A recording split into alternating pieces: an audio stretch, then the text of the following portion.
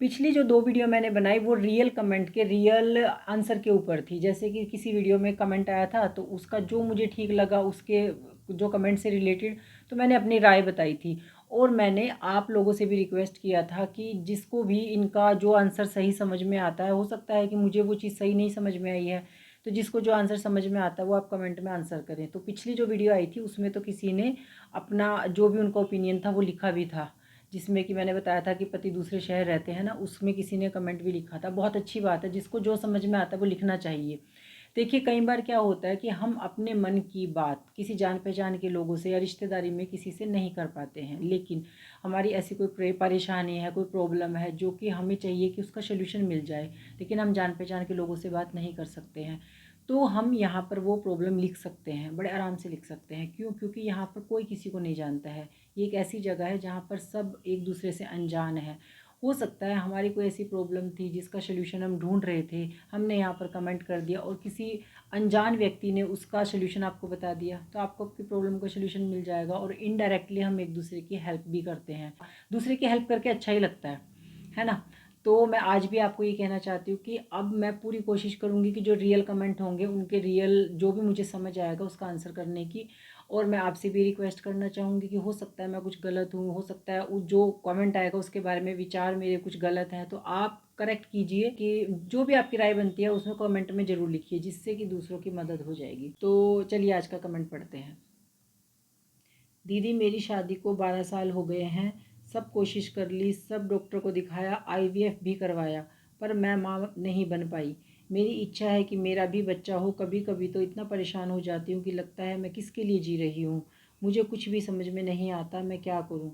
मैं और मेरे हस्बैंड दोनों ही बहुत ज़्यादा परेशान रहते हैं।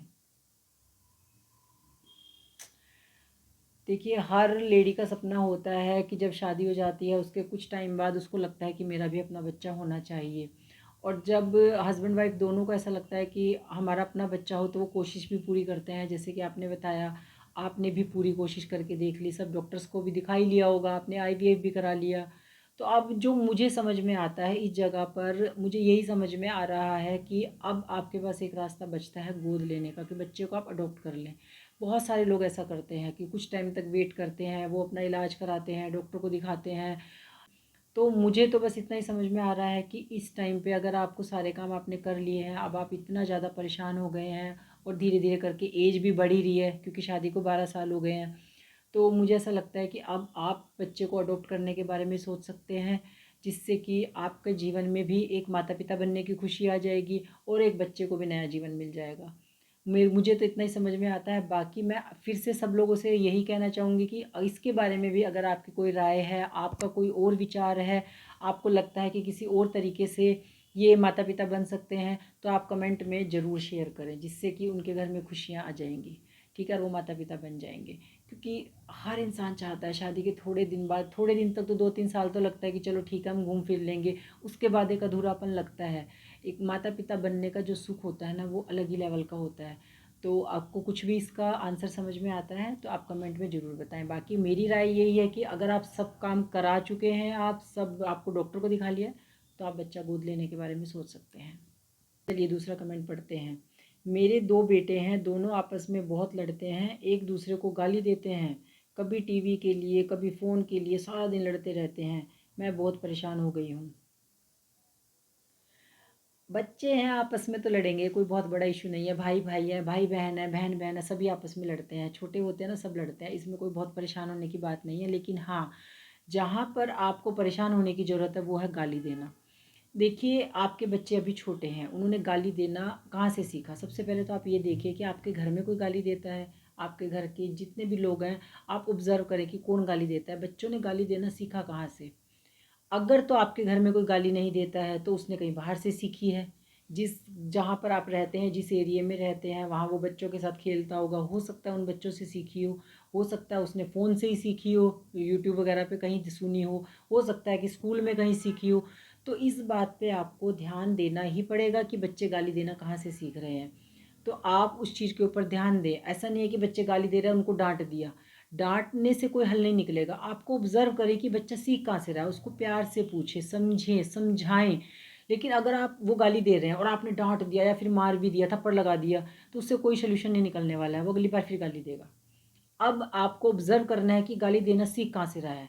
ठीक है, जब आपको ये पता चल जाएगा फिर आपको उसके ऊपर काम करना है। अगर तो आपको लगता है आपके घर में कोई गाली देता है, वहाँ से वो सीख रहे हैं, कई घरों में गाली दी जाती है, तो आपको अपने घर वालों को समझाना पड़ेगा कि ये गाली देना बंद करना पड़ेगा, नहीं तो बच्चों पे इनका गलत असर हो रहा है। ठीक है। दूसरी बात, अगर आपको लग रहा है कि आपके घर के जो आसपास के बच्चे हैं या आसपास में कुछ ऐसे लोग हैं जहाँ पर कि वहाँ जहाँ से बच्चे गाली देना सीख रहे हैं, तो आप उन लोगों को तो नहीं कह सकते हैं, बाहर वालों को हम नहीं कह सकते हैं कि आप गाली नहीं दोगे, वो तो देंगे। इसका दूसरा सोल्यूशन ये है कि आप अपने बच्चों को घर के अंदर रखें, उन लोगों के पास ना जाने दें, उन बच्चों के पास ना जाने दें।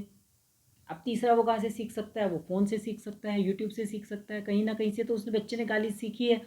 तो आपको ये देखना होगा कि अगर इस बच्चे ने यूट्यूब से या किसी कहीं से भी मतलब फ़ोन के थ्रू गाली देना सीखी है, तो आपका वो जो वो देखता है वो बंद कराना पड़ेगा। और अगर तो आपको लगता है कि इसने स्कूल में से सीखी है, आपको ये बात पता करनी पड़ेगी, ये बात आप ही पता कर सकते हैं कि ये बच्चे ने स्कूल में गाली देना सीखी है, तो आपको टीचर से बात करनी पड़ेगी। आप टीचर से बात करें कि बच्चे स्कूल में गाली देना सीख रहे हैं, तो वो उसके लिए कुछ ना कुछ तो एक्शन लेंगे ही लेंगे। ठीक है, तो आपको सबसे पहले तो ये देखना है कि बच्चे गाली देना सीख कहाँ से रहे हैं। जब आपको ये पता चल जाएगा फिर आप उसके ऊपर काम करें। और रही बात लड़ाई झगड़े की, वो सब बच्चे करते हैं। हाँ, जो ये टीवी के लिए और फ़ोन के लिए कि ये कि हर समय एक बच्चा टीवी देखेगा या तो फिर फ़ोन ही देखेगा, उसकी लड़ाई करना वो भी बहुत गलत है।